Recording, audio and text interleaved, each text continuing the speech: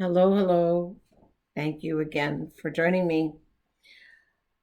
The channel is One Illumined Heart, and I am Rajith. I know that you probably noticed that the title of this particular video is What If the Virus Has Solution that was based on nonviolence? I'd like to discuss that with you today because I got quite a huge message last year in 2020 in the first week of February from my spiritual teacher as to how this was going to run. I'm very sad to see that his prediction is coming true. One Illumined Heart, this channel, one of the reasons it was named that is that all of humanity is one. It's one seed of beautiful consciousness. And my purpose was to bring messages that would help people move toward oneness, to being illumined, awake, making choices out of truth, out of wisdom, out of light, out of love.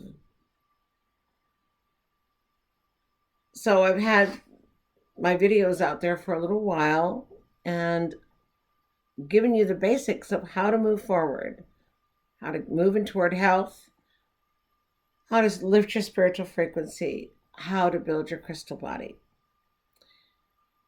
So I think now that COVID-19 virus has taken so many forms, variants, the mutations are many, that we need to take a look, and I need to take a look and share with you the message that I got last year in February. So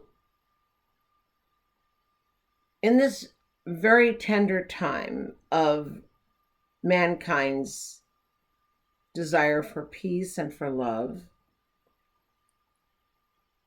it's a time of awakening and a testing. For how are we going to get toward that peace and love when we don't behave in our personal interactions, in our political interactions, in our social interactions, and our interactions with the planet and with other animals that is not based on love, that is not based on respect, that is not based on kindness and compassion? You can't get to peace and love using violent methods, violent words, anger, resentment, carelessness, and rationalization. So we're going to get down to the bottom of some truth here so that you can rethink, hopefully, where you're at with love and compassion for yourself, your family, your neighbor, Mother Earth, and all the living things that are on it. I'm beginning to think humanity is the virus. The plague and the pestilence that we're experiencing has to do with our consciousness. It is not the fault of some hidden thing that's coming out of the woodwork, coming to attack us. It is us attacking us with our behavior, with our thoughts, with our words. Think about that. So I was told back in February of 2020, when the virus was first really picking up steam, that yes, this is a serious virus and it would cause death, and that it could be one of a possible 5 viruses and or variants. And we now know we have 3. 2 more will be absolutely devastating. And then I asked, why would we have 1 virus? Why would we need to have maybe 5? And the message I got was very sweet. The virus is a messenger that we need to stop the way we are living, rethink, move our moral compass toward compassion and kindness on so many levels. That the virus would remain on the planet and get worse and kill more people if people didn't change their ways. So the rule was people needed to move toward love and non-violence in their behavior. What does that include? It includes stopping man's inhumanity to man,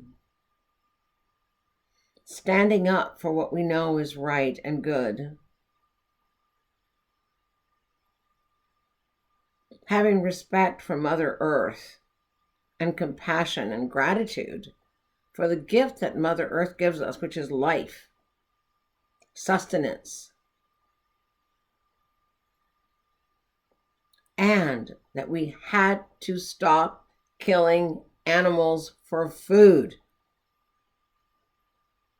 That if mankind didn't stop hurting one another and didn't stop killing animals for food, unless it was absolutely necessary, which it is not in our modern day society,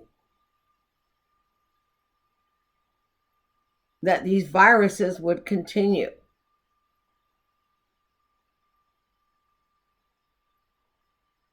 When I was told this, I got enormously, I would say grievously sad.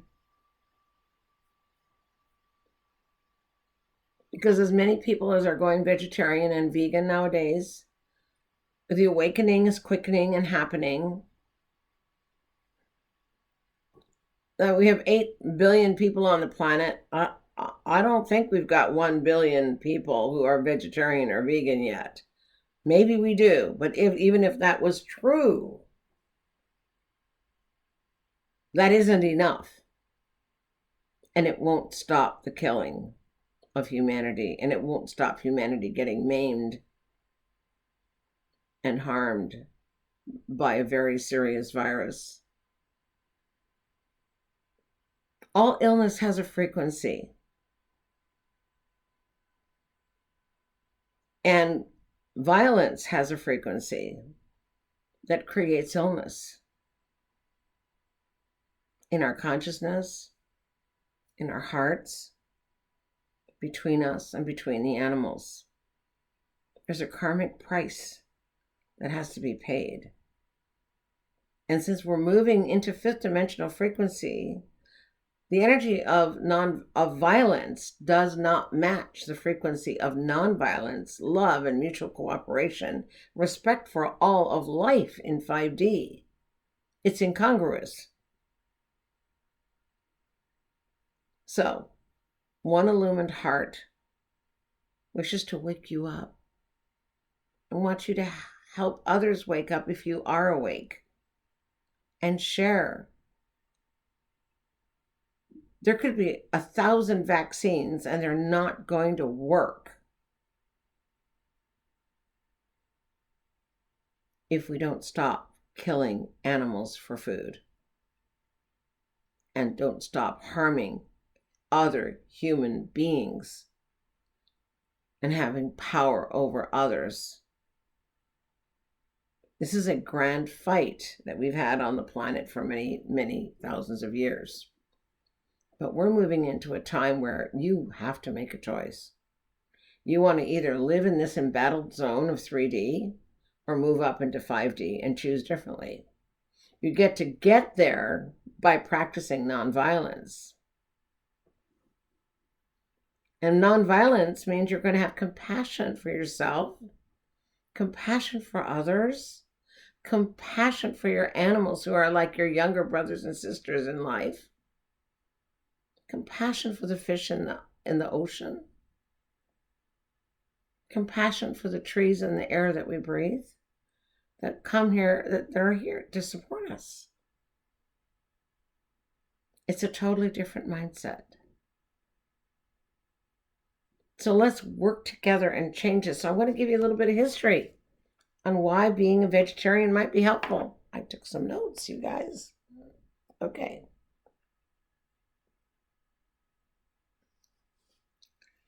So as I said, the virus is a messenger, and it's a messenger of greater truth that we have to move in a different direction, and that direction is toward love and nonviolence. Humans are supposed to be the superior race. But when we behave in ways that we are creating suffering and pain for others and other life forms, then we have forgotten who we are, which are beings that were created by the Creator in love and out of love. And we've forgotten who our brothers and sisters in humanity are, and our brothers and sisters in animal life. So let's go back and go to remembering who we are. There are reasons that great saints have come to this plane of existence over and over and over again as teachers. They're messengers of how to be, what we can emulate. We're not perfect, but we can strive toward doing better and becoming more perfect. We all are these incredible beings of so much love and so much light. It's one of the reasons I'm doing these videos, is I know that truth about other people. I've been working and doing healing work with people since I'm in my 30s. And I'm in my 70s now.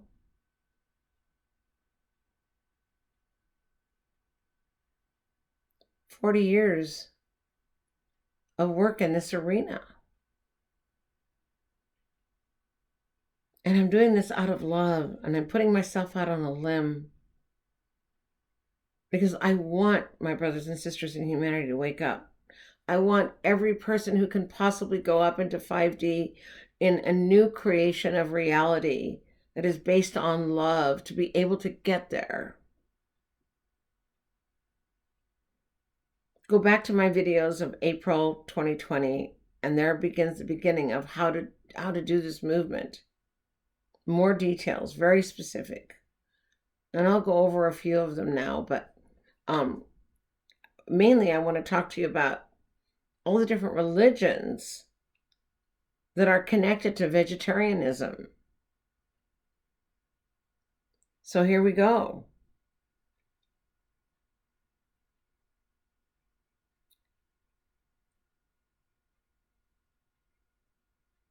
In the message that I got last year, that there would be one of 5 possible variants, I heard that the rule of healing would be to stop eating flesh foods. And if you've listened to my January and February videos, where I talked about the crystal pillars and the messages that they were sending, the crystal pillars started emanating the message starting January 3rd, I think it was, for 2 months of, to us humans, as you are divine beings. That was our wake-up call. That message is being sent to the world. You are divine beings. Everyone. Not just white people, not just yellow people, not just black people, not just red people. Everyone is a divine being. That's the message for 2 months. The second 2 months, March and April, which is still April right now in 2021, the second message was, stop eating flesh foods. Choose nonviolence. Stop eating flesh foods and choose nonviolence. So those were the 2 big messages. The universe is trying to help us with waking up. Okay, so regarding the religious part, I looked it up, and I've been a vegetarian now since I'm 25, so it's almost 50 years. Long time. And I'm blessed to have found the spiritual path that brought me to this. I don't think I could have done my life's journey with the karmas that I had to balance and heal and relationships if I also had to eat meat. I think it would have made it much more tough for me. So I'm grateful for the love and the support that I got in doing this. So I knew from having studied the Essene Gospel of Peace, the early Christians, there were a Jewish sect waiting for the Messiah, and they were vegetarian. Other Abrahamic traditions of religion include Judaism, which has some very strong sects that are vegetarian. As a matter of fact, one of the sweetest restaurants that unfortunately is now closed in Seattle had a lot of Jewish people come after the Sabbath and have vegetarian meals, and because all the food was clean and there was no dairy and no contamination, so it was wonderful. There are other different sects of Christianity that are also vegetarian. There are sects within an sects sects within Islam that are also vegetarian, and particularly some Sufi sects. And the Sufis are the esoteric or metaphysical aspects of the Muslim faith. In Hinduism, there is a huge proportion of people who are vegetarian, and many of the scriptures there in Hinduism also recommended not eating foods made from flesh foods, including fish. In Buddhism, it's the same. Some Buddhists eat only fish, others are totally vegetarian. And it's not only for spiritual purposes, but for their health as well. Now, we know that Tibetan Buddhists, because they were in the Himalayas or the Himalayas, I don't know which way to say it, I've heard it both ways, they didn't have the abundance of agriculture that they could count on for meals. And legumes didn't grow that well, so they counted on their oxen and, cows and whatever that they had to eat up there to survive, because it was so, what is that word? Dry terrain. That's not the word for it. But anyway, you know what I'm talking about. So there are many, in all the religions of the world, there's vegetarians there. And they're part of it's scripture enjoined to be vegetarian. Okay, same in the Bible, right? Beginning of the Bible, I will give you every herb-bearing seed for your meat. Didn't say anything about killing animals. So that's something to look at. And I want to show you something in this wonderful book by Russell Perkins. It's called The Stranger of Galilee. I don't know if you can see that. I don't know if that's backwards or not there. But The Stranger of Galilee by Russell Perkins is a story of Jesus, Sermon on the Mount, and the universal spiritual traditions.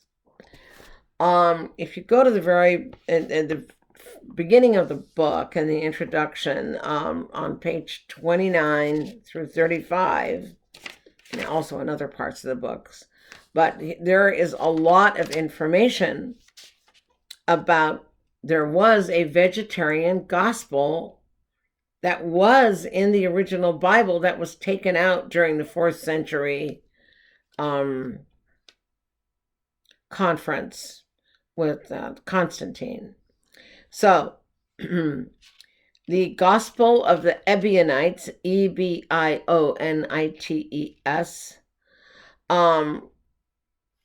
when they found the gospel that was well intact from during the 4th century, the Ebionites were Christian and they were vegetarian. And in their gospel, they refer to both Jesus and John the Baptist as vegetarians. So you can read this book. I think you can still get it on Amazon. It also talked about James the Just, who also enjoined that eating meat was not a good idea, that it was something that he did not do. And in Acts 15 in the New Testament, apart from his epistle, features James prominently showing him being very insistent that eating blood and the meat of strangled animals is to be avoided by all Christians. Acts 15:29. And then there's also information on vegetarians and the Jewish traditions. So it can be found everywhere. What is it?